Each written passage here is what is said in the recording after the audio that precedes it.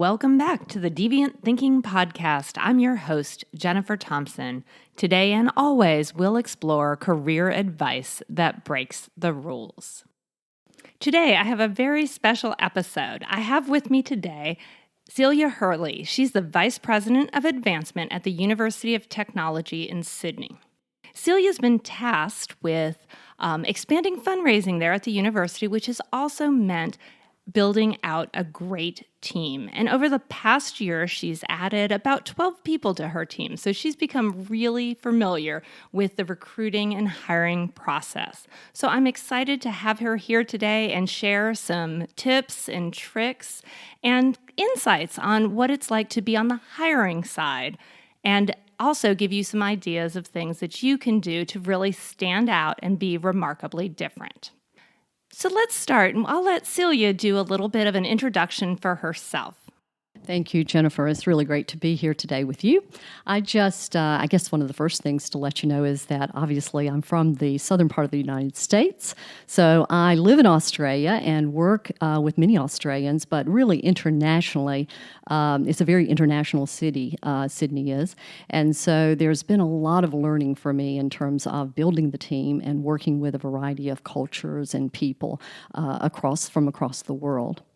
The team, as you mentioned, is growing, and it is becoming a stronger and more visible part of UTS and what we're trying to accomplish there. Philanthropy has not been a long-standing tradition in Australia, unlike in the United States. And although when we think about the United States as being a model or an example, reality is Australia is very different, and therefore the team is very different. So I guess what I'd like to talk about today is some of the differences, as well as maybe some of the things that I look for as I recruit and bring people onto the team, because I consider that one of my biggest and most important jobs as the vice president. That sounds super, Celia. What I love as I hear that is that you've really embraced the cultural differences between the U.S. and Australia. And for my clients, a lot of times they are going international. So some of that perspective is going to be a lot of fun to hear. I'm going to dive right in and I guess ask some of the tough questions. The first thing is, you've hired so many people this year. So I'm sure the process has evolved and changed as the year went on. So what are some of the learnings that you've had over this past year, and how have you made things easier for yourself to hire really great people? Well, there have been a lot of people that have come on board, and of course, every job is different. Levels are different, responsibilities are different, but ultimately, the culture of the team is across the board. So no matter whether you're at a lower level and you have no managing responsibilities, or whether you are a top manager on the leadership team, the importance of understanding the cultural fit and what the team is trying to achieve, the shared vision, is probably one of the most critical things that I look for. I really want to, when I'm talking with people, and I don't hire everyone directly. Oftentimes it's my managerial team that does the hiring. However, I do speak with virtually everyone, and during that sometimes only 30 minutes conversation, I ask them questions based on what kinds of things that they mention right up front. So, for example, a young woman might come into my office and ask about how much leadership, or how many things she can do to grow and to learn and to be maybe more than what the job that she's applying for offers. That to me is a big plus. That individual is looking ahead. She doesn't necessarily think that the job she's being hired for is the last job she will want to be a candidate for. So I look for that excitement about beyond just what the actual job is that's being recruited for at the time. The last thing I wanted to mention in this part is that it's very important that someone not only understand where we are. A lot of times people do their homework. I love that. I love it when people do homework and they know me and they know what we do and how we do it and what the university does. But what I really love to see is when someone says, not only are you doing this, but it looks like this is where you're headed. So the future as well as the present. That future focus is something that I preach all the time to my clients because, right, if somebody is coming to you for a new position or and you're hiring, and from the opposite side, if you're hiring, right, it's always about the future. So, what's some things that people can do to really show you that they're looking to the future? I really look for the individuals who have a lot of curiosity. And curiosity to me is asking the right questions that will kind of help them get a footing and say, okay, well, if you're doing that, what about this? Or have you done that? Or have you thought about this? Or in my previous job, this is one thing that I was hoping to do, maybe didn't get a chance to do. So I think showing the recruitment, or rather the hiring manager, that you have a curiosity and inquisitiveness and an interest in being, again, more than just what's on the face value of the position. That's exciting to me, and I'm keen to hear more from you. Love that. I absolutely love that. I hear over and over from hiring managers how important curiosity is because it shows not just the current solutions that you can offer, but then also how can you put things together and look forward and really, again, project that future, because that's what we're all looking for is what's the future state for the organization. Cecilia, how are you finding your candidates? How do they come to you? Are you getting, resumes through a recruiter? Are people contacting you directly? Tell me a little bit what it's like in Australia in that true recruiting side of things. It really depends on the level, Jennifer. So, at a lower level, for those mid-level candidates, then we often get quite a few resumes and applicants. We have an HR office at UTS that's highly sophisticated, and they do quite a bit of work with us. With that said, Australia struggles to have especially executives in the advancement area. And advancement, of course, I haven't defined that, but that primarily involves philanthropy for the university as well as alumni and community relations. So those are engagement type things like our alumni volunteer or they mentor or they support us in other ways, both financially as well as volunteers. So with that said, the individuals who are in Australia who are really strong in fundraising are sometimes very scarce. As you can imagine, there are multiple universities across Australia, there are multiple charities, there are not-for-profits, and all of those organizations are competing for individuals who can do advancement. So the engagement and the fundraising component, particularly the fundraising, is really tricky. So we try to build networks. The team will, I'll have a coffee with anybody who calls, and having a coffee or having a phone conversation, whether they're sitting in Missouri or whether they're in the UK or whether they're in Sydney, that oftentimes will help all of us understand whether or not there's a good fit. So that conversation for them, they learn a little more about what we do, and for me, it tells me a little bit about what they really want to achieve. Interesting. I find many of my clients are nervous to pick up the phone or to send that email directly to the hiring manager, the VP, and ask for that time. And I love hearing that that's really valuable to you. And I guess my gut says it probably really helps them stand out and be different and be memorable. Cecilia, in our offline conversation, you were telling me how much you enjoyed getting some of the calls from folks and emails and kind of doing that pre-connect because it's a little bit lower stakes that way. So maybe you can tell me a little bit about that and maybe about how some of the people approach you so that you want to take that call from them. That's a great question, Jennifer. So I have had quite a few conversations via phone that have led to a face-to-face interview. When I speak with people over the phone, I really get a good feel for who they are, their warmth. I'm always looking for people who are good at engaging people. I look for their inquisitiveness. I look for their experience and their skills, certainly. And it does make them much more memorable. Obviously, if I'm looking at 5 resumes or 5 applications, and I've spoken with one individual by phone. That person I'm going to remember. And many times when I do have those experiences and they're very positive by phone, that person will get the face-to-face interview with the selection panel. One other thing that comes to mind is I know that you've talked to me as well, that sometimes you'll bring in more than one candidate when you go to interview. And in some cases, you've actually ended up hiring multiple candidates to fill different roles. So maybe a little bit of discussion of how does a candidate stay open to possibilities? Because I think sometimes we get married to the first role that we apply for, but when they don't always, we as individuals don't always know where the organization is heading overall. So you as the hiring manager have that opportunity to say, I know in 6 months I'm hiring.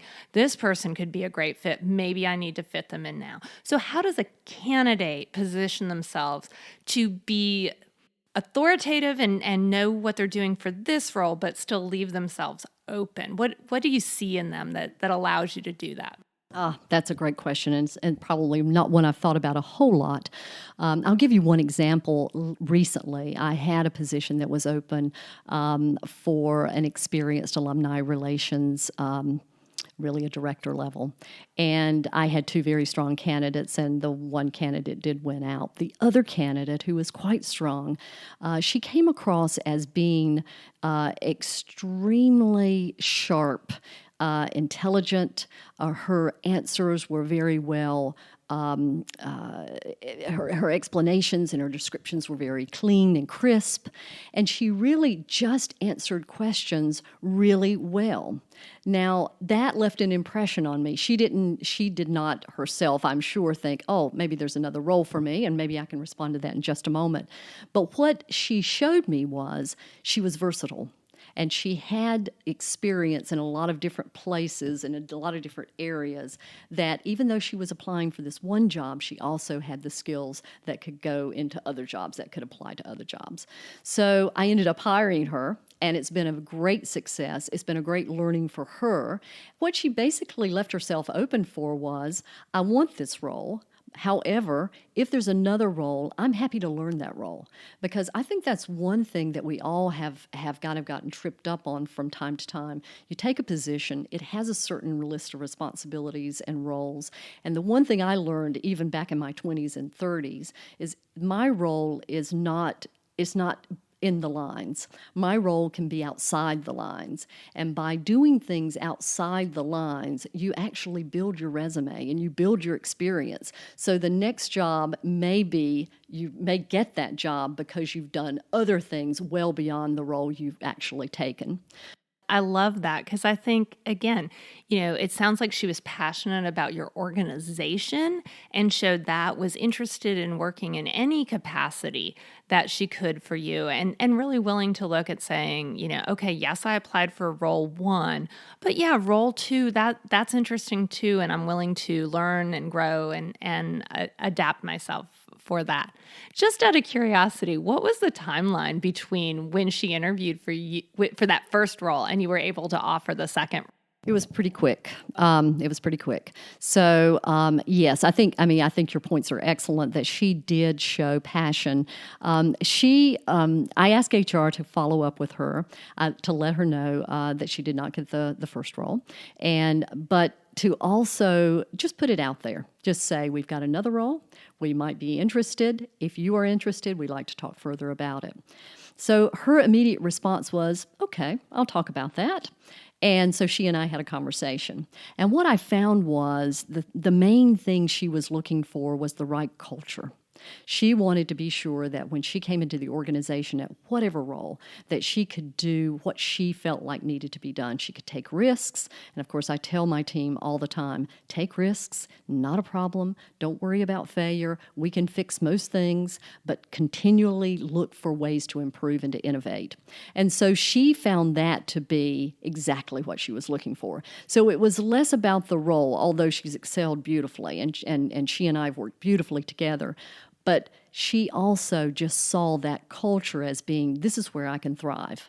That makes total sense because so often it is the culture that I find people leaving or the manager and not actually the tasks. The tasks are important and we all want to get to do the things that we're good at and so on. But we really are pretty versatile as human beings. So definitely looking for that culture fit and that connection with a great manager is a super important part of the process.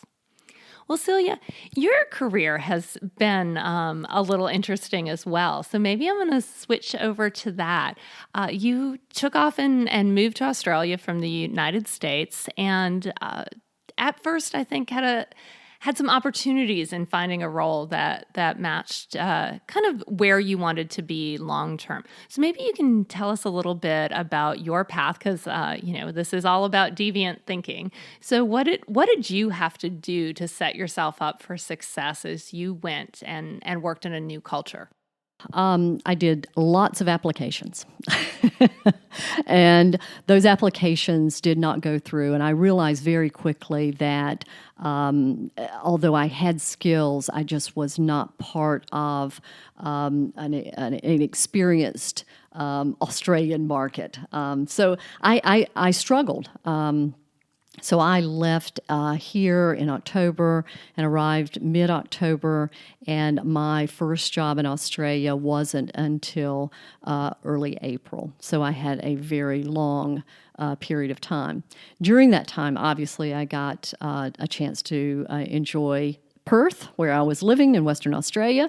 My husband was working at a museum, and so there was a lot of enjoyment in that. But I was very keen to get a new role, and I left my role in North Carolina. Somewhat hesitant. I was kind of hesitant about doing that, but of course, I'm glad that I did now because it gave me a lot of opportunity. But interestingly, I just applied for a role because I just was going to apply for the role. I didn't have I was putting out applications. I had things out there, and nobody was really that interested. So I decided, well, let me just go ahead and send this on to Curtin University. And I did, and when I got the call was something like, now you understand, after I'd interviewed and had been now offered the job, I was asked, now you understand this job is much less than what you've done in the past, that you are overqualified for this job, that this job is pretty much, a lower level job.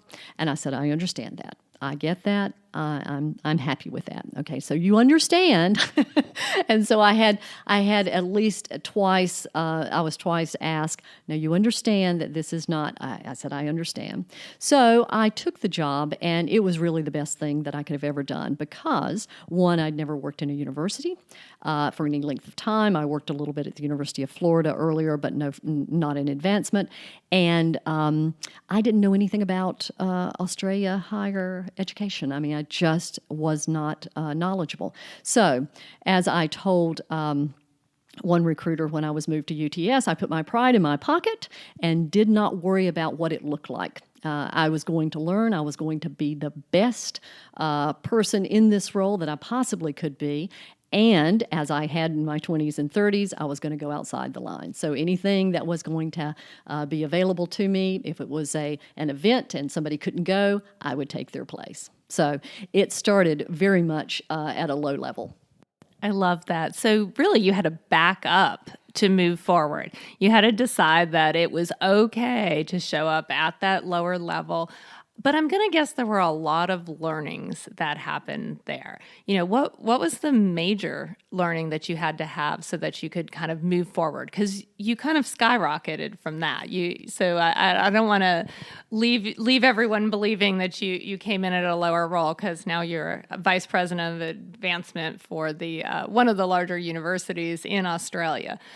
So really, again, that step back to move forward, and that's really a deviant way of thinking of it, it's worth taking that step back. So again, what was the lesson that you had to learn? Oh goodness. Well, I think the main lesson is that every job is important in a team, and if you do it really well, people do notice. And you can take it at a lower level, you can be at the higher level, but do it well and do it with enthusiasm, do it with passion, enjoy it, and bring people on board. Know that you can lead at any level. Know that you can manage at any level. I recall distinctly in one of the team meetings, this was a small team, it was an advancement services team. I had virtually taken over in the nicest of ways, but I would applaud people's successes. I would let people know that they were doing a great job on this or that. Basically, I became the leader of a team at the lowest level. And people respected that. They admired it. They were okay with it. No one said, oh my goodness, you shouldn't be saying those things. They actually began to consider me a leader, even at that low level. And so then a job came open, I applied, I got it. Another job came open, I applied, I got it. And then the Chief Advancement Officer position came open, which was the highest position in advancement at Curtin. I applied and I got it. So I applied for 4 different jobs and I got them all, and I was learning all the way. Wonderful. And what I love is that, in a way, that humbleness, but also that knowledge that you didn't wait for permission to be a leader. You didn't wait for the title to be a great leader. You decided that even at a low level, you could show up and be that leader, and it really sets you up for success. I often tell clients, show up and be the type of person you would want to hire. And it sounds like you really showed up and were able to do that.